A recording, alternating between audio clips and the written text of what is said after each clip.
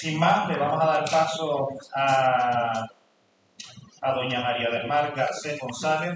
Ella es médico especialista en medicina física y rehabilitación, actualmente médico adjunto en activo del Servicio de Rehabilitación y Medicina Física del PUC. Tiene un extensísimo currículum que si lo leyera no tardaría, o sea, estaría todo el día aquí. Así que vamos, un fuerte aplauso para ella, por favor. De nada, darle las gracias a la CEA por la invitación. En verano ellos contactaron conmigo y me propusieron hacer una ponencia, una charla sobre el mantenimiento funcional del paciente que ha tenido secuelas de ictus. Y yo les propuse, les propuse también hablarles de otra parte que a mí me interesaba, que era de cómo era la recuperación neurológica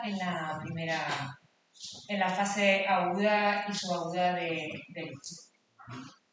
Entonces, mi charla tendrá dos partes, esa primera parte de recuperación funcional y neurológica de ictus, y la segunda parte de mantenimiento funcional, que ya trata más sobre la fase crónica y que posiblemente comentaré muchas de las cosas de las que estaba hablando Jenny hace un ratito.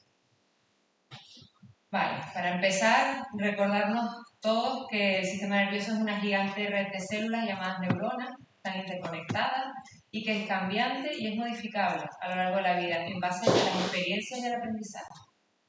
Que a día de hoy la ciencia ha conseguido determinar y conocer las distintas partes del cerebro, conocemos a qué parte del cerebro tiene que ver con determinada función, en la parte externa, en la corteza.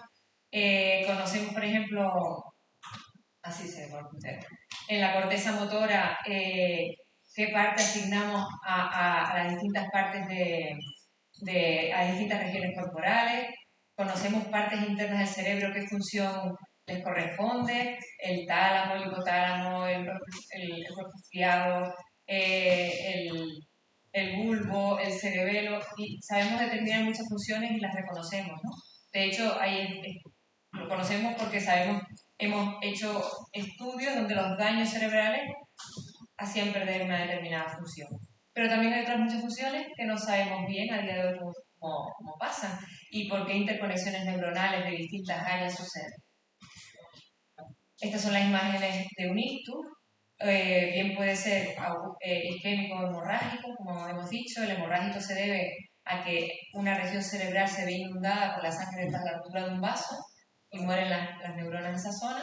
O el isquémico, este de aquí, porque una zona, una arteria queda obstruida y se pierde el riego y el drenaje de oxígeno a esas neuronas y mueren.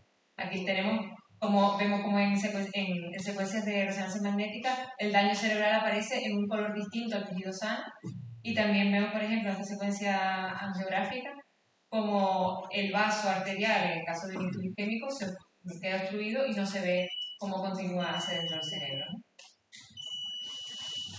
Para introducir el tema de la recuperación, comentarles que ya se ha hablado de lo que es la plasticidad cerebral, la capacidad del cerebro de remodelarse y reorganizarse y adquirir funciones que se pierden por una lesión o funciones que le permiten adaptarse a cambios o a nuevas situaciones externas, ¿no? Esto se hace a través de creación de nuevas interconexiones neuronales. Por lo tanto, nuestro cerebro es un órgano que es dinámico y que puede cambiar por experiencia, por aprendizaje, por estimulación sensorial y cognitiva. La capacidad cerebral va a depender del número de conexiones neuronales, es decir, de la sinapsis, la conexión de una neurona con otra. Y la experiencia de cualquier actividad o de cualquier función nos dará lugar a que esa representación cortical o esa activación cortical que se lleva a cabo durante la función puede aumentar o disminuir en función del uso y de la experiencia que se tiene. Pues cuando hay plasticidad cerebral, es decir, cuando empiezan a aparecer cambios porque se está trabajando una función o porque se está adaptando el cerebro a una lesión, hay cambios entre las propias neuronas, hay cambios de neurogénesis, es decir, formación de determinadas neuronas en algunas partes del cerebro, hay cambios en la mielinización, en la envoltura de la neurona, las capas que envuelven la neurona puede tener cambios. Hay cambios en las dendritas, en las extremidades más distales de la neurona. Todos esos cambios que aparecen en las propias neuronas son las que van a facilitar esa plasticidad. Les voy a hablar de recuperación neurológica y de recuperación funcional. La neurológica es el proceso natural que aparece después de un daño cerebral. Es la propia recuperación que tiene lugar en aquella zona dañada, la que no está totalmente dañada, sino que ha quedado parcialmente dañada y que permite que el propio cerebro recupere de forma natural. Tiene lugar en un punto máximo a los 3 meses y puede durar entre 3 y 6 meses. La recuperación funcional nos referimos a la capacidad del cerebro de adquirir la máxima capacidad funcional posible después de ese daño. ¿Eso cómo se consigue? Pues a través de los procesos de neurorehabilitación. ¿Qué factores modifican esos procesos? La motivación, la capacidad de aprendizaje, la calidad y la intensidad de la terapia, el apoyo familiar, y todo ese proceso puede ocurrir entre los 6 meses y los 3 años después del inicio.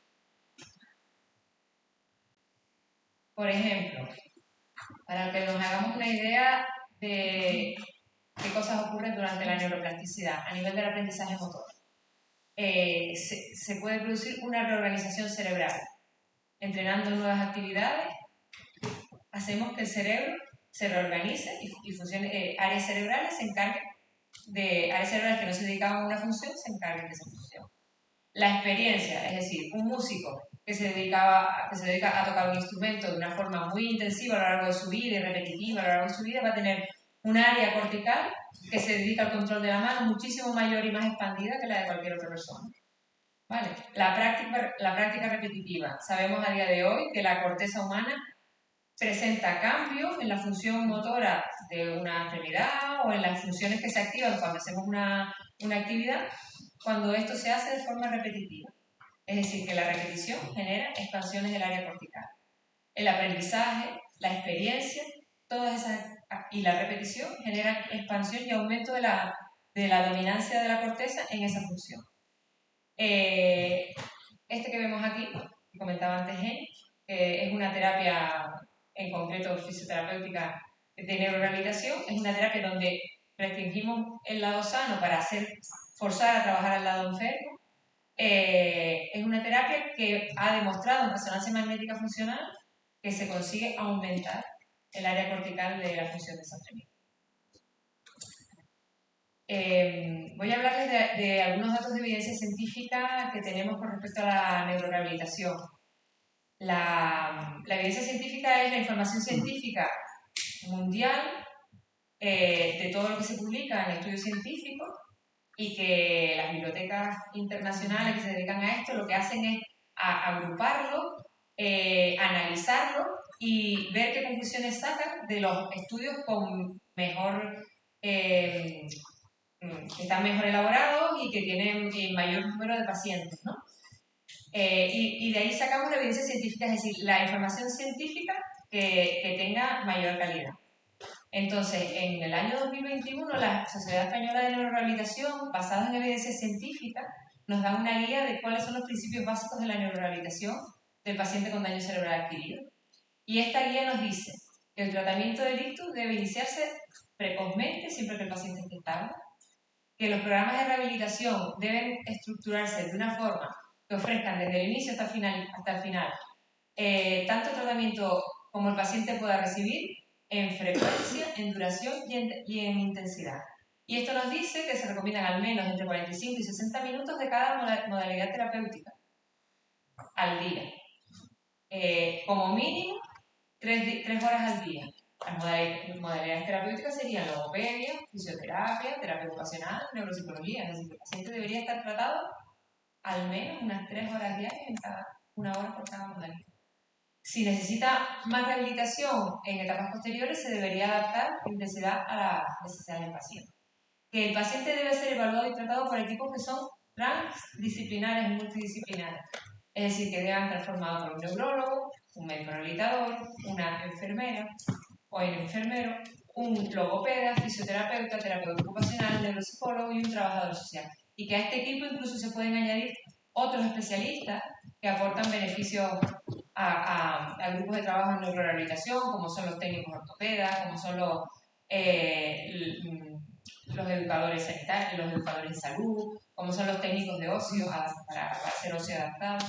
La duración del tratamiento no debería estar sujeta a limitaciones temporales, sino a la evolución y a la respuesta al tratamiento y a la capacidad de mejoría en función de la evidencia disponible. Y después del alta deberían ofrecerse servicios de promoción de salud, actividad física, apoyo y seguimiento a largo plazo, para ir valorando si el paciente mantiene la capacidad funcional máxima que adquirió al final de la rehabilitación y detectar complicaciones o posibles cambios de funcionalidad o aumentos de dependencia que hagan que sea más necesario nuevos periodos de rehabilitación. También en evidencia científica, la evidencia científica ha analizado un poco la neurorehabilitación robótica porque es el uso de la tecnología que ha entrado en los últimos años a formar parte de los procesos de neurorehabilitación y nos dice ¿qué nos aporta la neurorehabilitación robótica? Pues que el dispositivo robótico nos permite, ya comentó Jenny, nos permite aportar características muchas que no conseguimos con la rehabilitación, con la fisioterapia tradicional o con la terapia ocupacional individual o personal por un terapeuta, ¿no? ¿Qué nos permite? Mejorar la precisión de los movimientos, que los movimientos sean repetitivos en un número que no se va a conseguir con la fisioterapia o con la terapia tradicional, que conseguir una actividad realizar una actividad de forma intensiva, que las terapias específicas sean críticas para generar plasticidad y permiten que el paciente y el terapeuta tengan una medición de los logros, de lo que se va haciendo cada día y de la evolución, y también aporten un feedback al paciente que lo realice.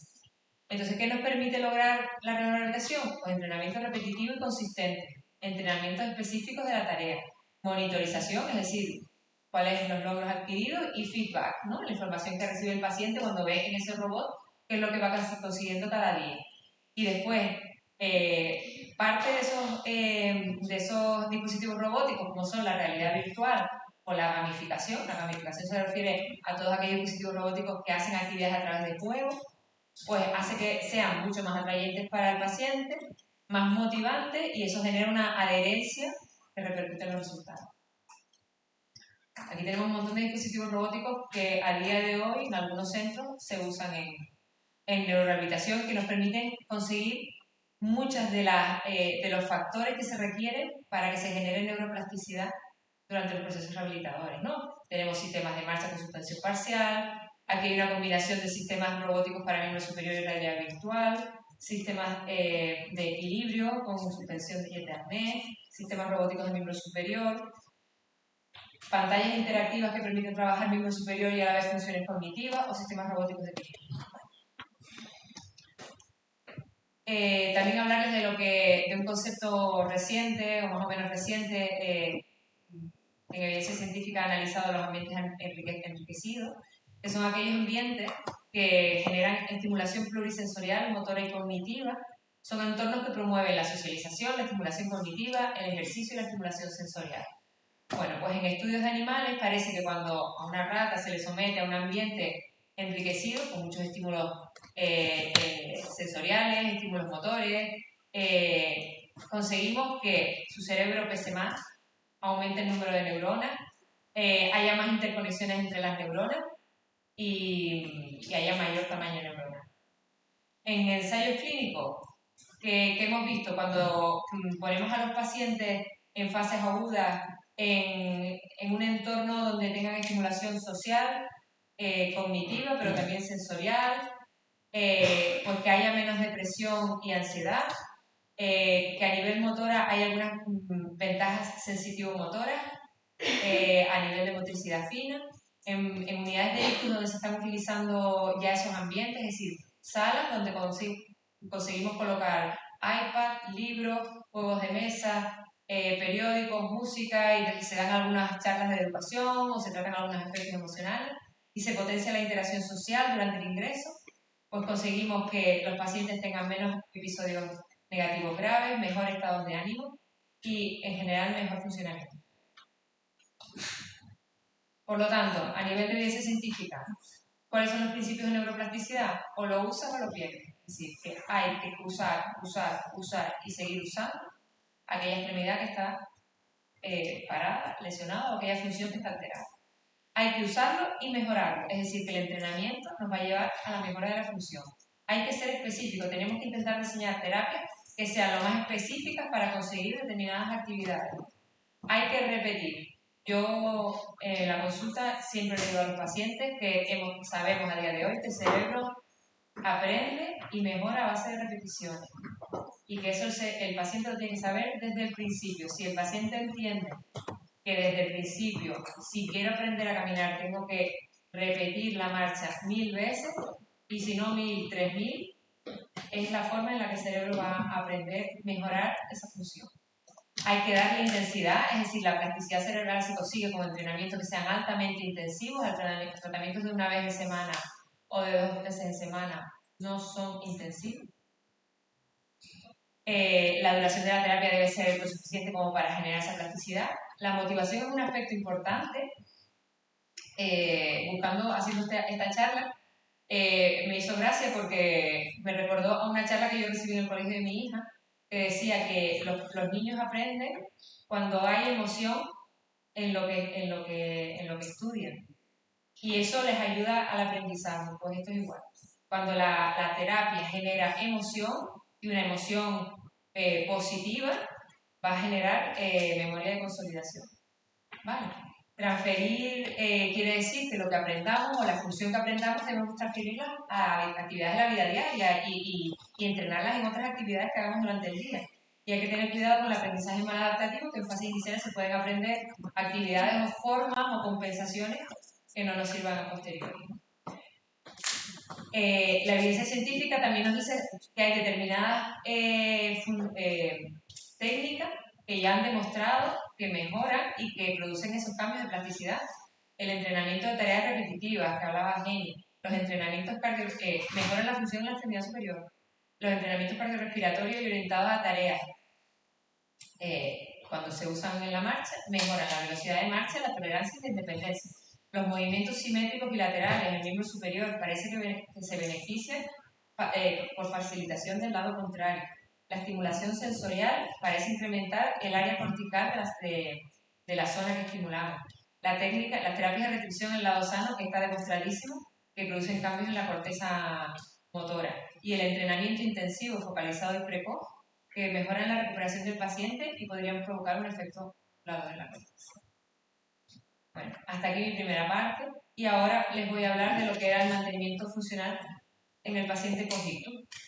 Se trata de qué conocimientos hay a día de hoy y qué recomendaciones hay en el paciente que ha finalizado su proceso de rehabilitación y que queda sin o con secuelas para que mantenga su capacidad funcional. Bueno, entonces, algunos autores han demostrado que puede existir una pérdida anual de en torno al 3% de la función que se haya adquirido a los 3 a 6 meses, incluso hasta un 10 y 18% de pérdida a los 5 años. Se pierde en actividades de la vida diaria, se pierde en socialización y en ocio. Tengo algunas recopilaciones de datos un poco cambiadas de orden y me voy a ir al más antiguo. Ya en Noruega, en el año 2012, el sistema sanitario recomendaba realizar ejercicios en ictus en fase crónica entre el 60 y el 80% de la frecuencia cardíaca máxima, de 10 a 60 minutos, 2 veces por semana. O sea, bastante antiguo. Una guía sobre actividad física llamada Aerobics en el año 2009, basándonos en evidencia científica recogida en los años anteriores, del 2012 al 18, intentaba dar respuesta a algunas preguntas sobre cómo hacer actividad física en un paciente con ictus. ¿Qué personas debían participar en esos programas? Pues todos, salvo los que tuvieran alguna contraindicación médica específica. ¿Cuándo iniciar el programa? Desde que estuviera médicamente estable y siempre después de haber hecho una evaluación cardíaca y respiratoria descartando contraindicaciones médicas. ¿Qué tipo de ejercicio se recomienda? Ejercicio que activará grandes grupos de masa muscular y durante periodos prolongados. ¿Durante cuánto tiempo hacer ejercicio? Es necesario una duración mínima de 8 semanas para obtener resultados, pero el ejercicio hay que mantenerlo de forma indefinida. El ejercicio o se hace o sus resultados no se mantienen en el tiempo. ¿Con qué intensidad? Pues esta guía nos recomendaba un mínimo de 3 veces por semana, que se tuviera que implementar de forma progresiva y para evitar efectos. La Cochrane, que es una biblioteca científica internacional que lo que hace es recopilar todos los estudios médicos y sacar conclusiones de la evidencia científica que hay en el año 2020, nos habla pues, de algunas conclusiones en relación a la actividad física en pacientes con secuelas de ictus y con supervivientes de ictus, y concluye que el entrenamiento cardiorrespiratorio, por ejemplo la marcha, puede mejorar la capacidad física, el equilibrio y la capacidad de marcha después del ictus, y reduce el riesgo de nuevo ictus hasta un 7%. Que el entrenamiento mixto, cardiorrespiratorio y de fuerza, mejoran habilidad de marcha y el equilibrio. Que el entrenamiento de fuerza puede mejorar el equilibrio, no habiendo evidencias de que cualquier tipo de entrenamiento causará lesiones o problemas de salud, pareciendo una opción segura. Hay también evidencia científica en relación a algún tipo de entrenamiento que se ha usado mucho en pacientes con problemas metabólicos o cardiorrespiratorios, que es el entrenamiento de alta intensidad. Es un tipo de entrenamiento donde se utilizan periodos de entrenamiento a máxima intensidad con periodos de descanso o de baja intensidad, ¿vale? Generalmente se trabaja a intensidades máximas del 70 a 85% de la frecuencia cardíaca máxima. Y parece que en pacientes con ictus se ha demostrado en estudios que mejoran resistencia cardiovascular y cardiorrespiratoria, y también mejoran fuerza concéntrica, excéntrica bilateral y patrones neuromusculares que los ayuda a normalizarlos y hacerlos más complejos. Incluso algún estudio en el año 2020 enfrentó entrenamientos de alta intensidad en intervalos cortos con otros de intervalos más largos. Parece que los intervalos cortos, cuando se utilizaban en entrenamientos de marcha, mejoraban velocidad de marcha, los intervalos más largos pues mejoraban las condiciones de capacidad aeróbica. En general, que se recomienda que la actividad física se realice después del ictus, que se haga ejercicio físico 5 veces por semana para mantener la función motora y reducir el riesgo de ACV recurrente. Algunos estudios, incluso y revisiones en asociaciones científicas, proponen la figura de un coaching de salud para pacientes que ya han pasado a todo su proceso de rehabilitación del ictus, de tal manera que este coaching les asesore y eduque en aspectos de salud como el abandono del hábito tabáquico, la dieta, y pueda asesorar en actividad física, valore los aspectos facilitadores, valore las barreras de actividad física, las preferencias, las costumbres, las condiciones físicas y las contraindicaciones establecidas por alguien a nivel sanitario, y pueda ayudar en el programa de actividad física que se debe adaptar de forma individual, bien sea domiciliario o bien sea en la comunidad a través de actividades grupales. Algunos estudios, como el LAS, nos dice que la actividad física en la fase crónica del ictus parece mejorar los resultados funcionales, ayudar a reducir los costes de salud, disminuir el número de readmisiones hospitalarias y también disminuir la necesidad de servicios de atención domiciliaria. La OMS, en el año 2020, nos da algunas recomendaciones para adultos sanos y adultos con discapacidad sobre actividad física, y nos recomienda entre 150 y 300 minutos semanales de actividad física de moderada intensidad, que también apoyan algunas asociaciones de ictus. Y la Asociación Americana de Ictus en el año 2020 nos aporta un montón de recomendaciones con respecto a la fase crónica del ictus y a la actividad física en esta fase. Entre ellas, en el seguimiento de pacientes con ictus es importantísimo reducir el sedentarismo, iniciar en actividad física tan pronto como sea posible, incluso si necesita asistencia por otras personas. Con el tiempo, añadir programas de ejercicio más estructurados va a mejorar los beneficios de salud. ¿Cuáles son los beneficios potenciales que propone la Asociación Americana de Ictus? Pues nos dice que la actividad física regular después de un ictus mejora la recuperación general, mejora la función física, la movilidad, el caminar, el equilibrio, mejora la función mental, el humor o la depresión, reduce la recurrencia de ictus, reduce el riesgo de aquellos factores que están relacionados con la patología cardiovascular, la obesidad, la hipertensión, y reduce el riesgo de caída. Esta asociación propone una serie de programas de ejercicio pues según sea la fase. Durante el ictus, incluir un asesoramiento por parte del personal sanitario en relación a la actividad y al aumento de actividad física y del tiempo libre. Durante la recuperación, empezar con actividad de moderada intensidad de 10 a 4 veces de 10 minutos 4 veces por semana y de intensidad vigorosa de 20 minutos 2 veces por semana. Y cuando el paciente esté totalmente recuperado, así cuando lleguemos al final del proceso de recuperación, incluir actividad de moderada intensidad, 150 minutos a la semana, actividad de alta intensidad, 75 minutos por semana, y entrenamiento de fuerza 2 o 3 veces por semana.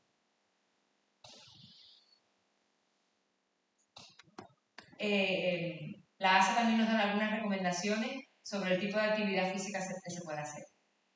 Ejercicios de marcha, ejercicios de estiramiento y rangos de movilidad articular, yoga, ejercicios calisténicos, pilates, danza, tai chi, ejercicios aeróbicos, caminar rápido, bici estática, utilizar cintas de marcha, ejercicios acuáticos, actividades de intensidad vigorosa, correr, senderismo, ciclismo, ejercicios de equilibrio y tonificación muscular del core, ejercicios de entrenamiento de fuerza, pesas, bandas de resistencia, pilates, yoga, tai chi. Ya para finalizar, comentarle las propuestas que hacen algunas sociedades sanitarias que trabajan con mucha excelencia. Por ejemplo, a nivel del sistema de salud canadiense, se han hecho una recopilación de recomendaciones basadas en la máxima evidencia disponible y en un grupo de expertos que se dedicó a programar cómo se debería hacer un programa de ejercicios de mantenimiento en pacientes que tienen secuelas de ictus. Se hizo a través de la evidencia que recogieron hasta el momento, aunque era de baja calidad, de pautas de práctica clínica que ya tenían previamente y basándose en el grupo de expertos con el que contaban que tenían experiencia en actividad física y daño cerebral. Entonces, ¿qué propone esta comunidad de científicos? Pues propone cómo se deben establecer los programas de ejercicio para que sean seguros y eficaces en un paciente adulto con ASV. Primero, que debe haber un profesional de salud cualificado, médico, enfermero, fisioterapeuta, que descarte las contraindicaciones que limitan la actividad física. Que se debe generar la figura de un proveedor de programas de ejercicio que pueda recibir educación y capacitación para adquirir un conocimiento mínimo necesario sobre el accidente cerebrovascular, lo que es, las discapacidades que produce, la comorbilidad que va asociada, es decir, qué enfermedades suelen ir asociadas a SSV, y unos principios básicos de cómo trabajar con los pacientes con daño cerebral adquirido. Que se deban adquirir habilidades para hacer un programa seguro, adecuado en cómo introducir los ejercicios de forma segura y eficaz, cómo reconocer los efectos adversos cuando los está sufriendo el paciente y cómo responder ante una situación de emergencia. Y esto se debe llevar a cabo después de una evaluación inicial, donde el proveedor del programa de ejercicio asegure que el paciente cumple criterios de elección de ese programa, valore el informe de salud que le llegue del profesional sanitario, vea cuál es la capacidad funcional que tiene y valore otras consideraciones como el apoyo familiar que tiene, las preferencias del paciente, los recursos que tiene, las posibilidades de movilidad, de traslado y el entorno. Debe ser un programa que tenga una supervisión, por lo tanto, los pacientes deben ser supervisados por el proveedor de ejercicio de forma individual o grupal, que estas personas que estén afectadas en secuelas de ictus puedan realizar actividad de forma independiente, pues se dará la información para que lo puedan hacer en una actividad grupal dentro de la sociedad, integrados en actividades grupales y dirigidas a actividades que sean de las preferencias del paciente, ¿no? Cuando son actividades grupales supervisadas por el proveedor de ejercicio, pues debe haber una relación de un instructor de 4 a 1, de tal manera que haya 4 pacientes por un proveedor, siempre que los pacientes de ese grupo sean pacientes con limitaciones para estar de pie, limitaciones en la marcha, limitaciones en el equilibrio. Debe haber una serie de principios en el programa, es decir, debe haber una serie de principios estándares sobre el entrenamiento físico y además se deberán entrenar específicamente tareas funcionales, es decir, tareas que repercutan en el día a día del paciente y que tengan que ver con la mejora de la calidad de vida del paciente en su día a día. Se debe hacer una evaluación del programa, es decir, que todo este proceso debería incluir una evaluación de cómo se está llevando el programa, de cómo es la calidad de los servicios que se están prestando y cómo son los resultados y el impacto que tiene, Y también debe existir un plan de emergencia para atender a los pacientes. Es decir, el proveedor debe saber cuáles son las situaciones de emergencia, debe saber cómo avisar a los servicios sanitarios de urgencia, debe saber cómo reaccionar ante distintas situaciones de emergencia, etc. Los criterios de inclusión, porque el paciente tenga capacidad mínima para caminar, solo con ayuda, de 3 a 30 metros y en tiempos mínimos, en un tiempo al menos de 6 minutos, que tenga una capacidad mínima de levantarse y sentarse sin asistencia y de transferirse a los equipos de ejercicio, que tengan una puntuación mínima en la escala de equilibrio de Bell, es decir, que tenga una capacidad medio de equilibrio y que tenga suficiente capacidad cognitiva y de comunicación para poder participar, seguir instrucciones verbales y las demostraciones de ejercicio y poder comunicar al propio paciente el esfuerzo y los eventos adversos que le puedan pasar. Y las instalaciones deben ofrecer unas características de entorno seguro, accesibles al paciente y que faciliten el tránsito por el mismo sector. Hasta aquí un poco el ejemplo de lo que es una propuesta de actividad física seria, rigurosa y a distancia 1000 de lo que tenemos hoy en nuestro entorno. Muchas gracias.